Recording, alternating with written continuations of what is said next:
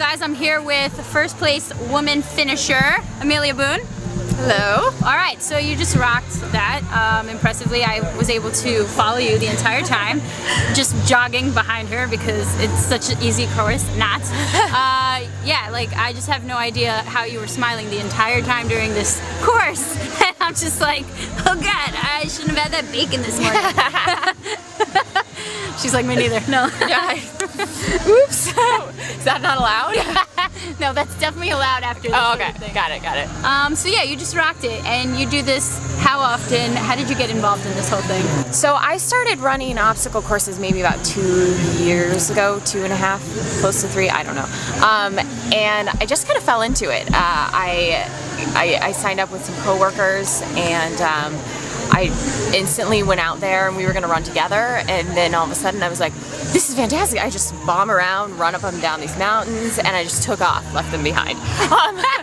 And my competitive spirit came out, and so since then I've been running them as much as I can.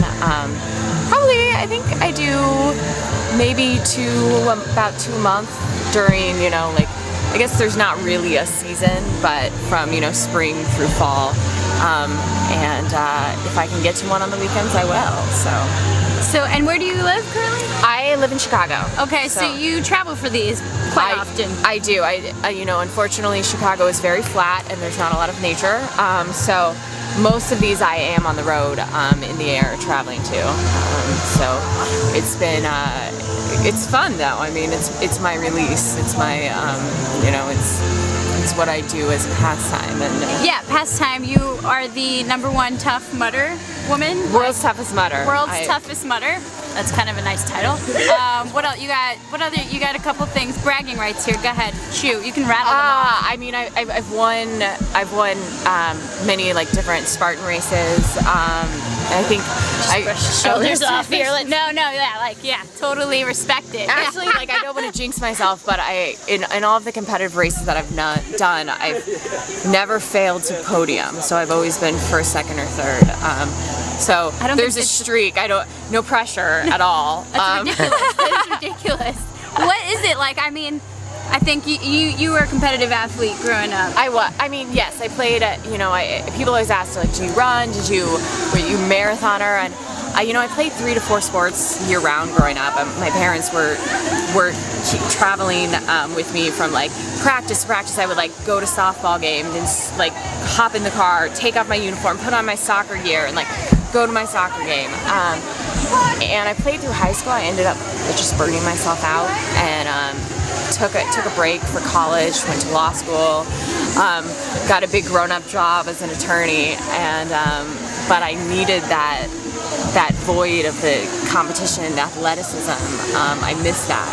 So I think this really filled that. When I went out and ran, I was like, wow, and I can start to do this competitively, and I can, I can go out there and push myself, and it's not a solo, isolated thing. There's a really strong community, and so that's what really drew me to it. Yeah, so, okay, you do the attorney thing, right. I don't know, that's a couple hours a day, at least? Just 2 or 3, maybe. Right.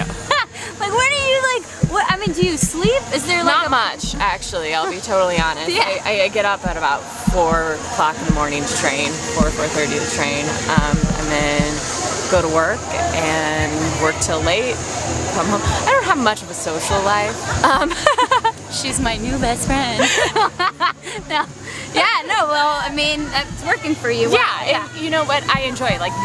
This is when I'm at the happiest, is out here running these things. And you said, I'm smiling, and it's because it's so much fun. I love it. I love every second. It's ridiculous, though, just going okay, all right, I'm a lawyer, and then do people even know? Are people oh yeah, don't mess with her because she'll kick your behind? Yeah, I mean, people in my office, my coworkers have started to.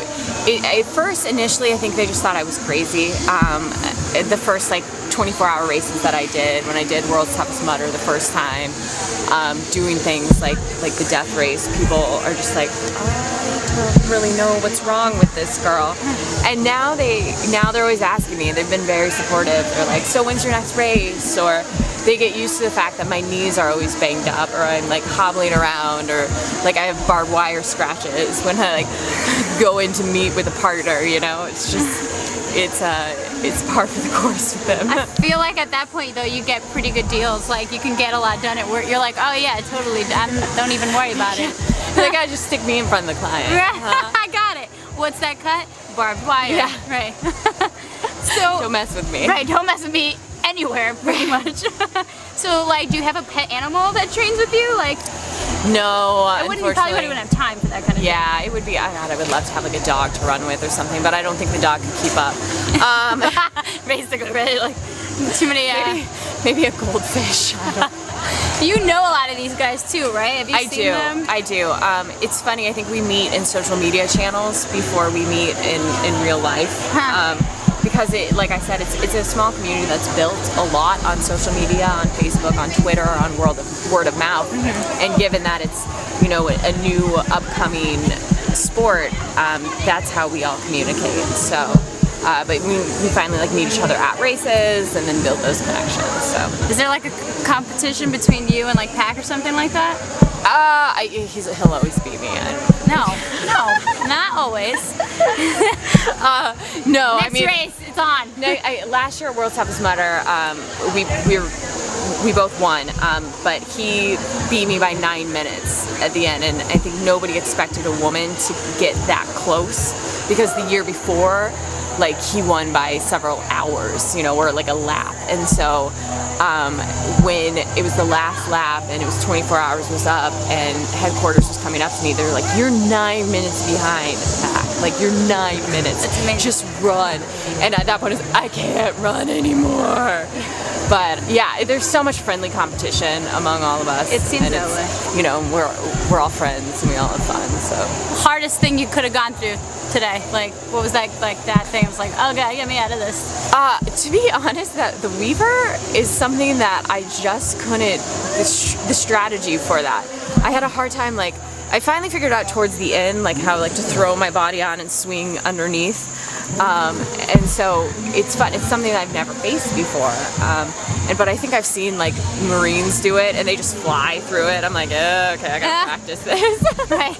And how do you feel about, were you gonna come back next time, next competition? Are you I'd here? love to. Yeah, this is your thing now. I'd love to. I mean, you have to fight for your, you gotta hold it down. It's my title, you know. Just hop in the car and get over here. Awesome. So very exciting. Congratulations. Thank you. High five. We'll have a handshake by the end of the day. Yeah. We'll figure that out. But she probably is hungry and is going to down a burger and fries. Burger and fries? Bacon. Bacon burger fries. There's still bacon. Just bacon. Bacon Ketchup. and ketchup. Your diet really needs to, you gotta work. We have to figure that out, Amelia. Like, if I can do this well with my diet, imagine if I actually ate like a grown-up. Yeah. She's eating bacon and she's going to sleep at some point, hopefully. Oh, she yeah. has work to do. Yeah. Amazing. All right, good. Excellent. Congratulations. Thank you. You rocked it out. You rocked it out. Thanks a lot. Thank you. Thanks, guys.